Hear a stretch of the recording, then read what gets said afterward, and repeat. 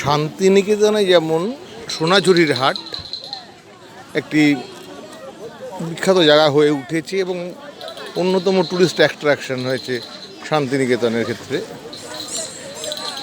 বিষ্ণুপুরের ক্ষেত্রে পোড়ামাটির হাট তেমনই জনপ্রিয় উঠছে ট্যুরিস্টদের কাছে।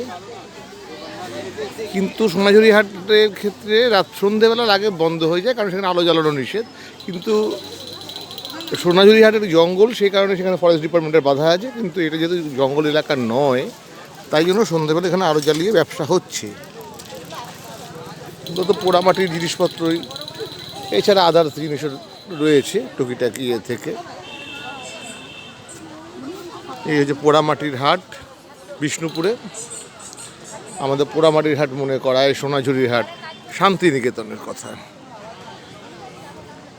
শান্তিনিকেতনে যেমন কাপড় বা ইমিটেশনের গয়নাগাটি, এখানে ইমিটেশনের গয়নাগাটি আছে, তবে তার সঙ্গে পোড়ামাটির জিনিসের সংখ্যা বেশি।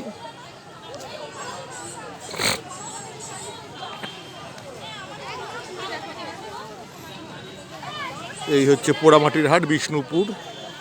তবে শনিবার আর রোববারই বসে।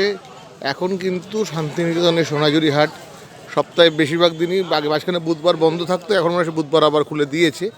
অর্থাৎ সপ্তাহে 7 দিনই বসে শান্তিনিকেতনের সোনাঝুরির হাট। কিন্তু এই পোড়ামাটির হাট বসে কিন্তু শনিবার এবং রোববার বিষ্ণুপুরে।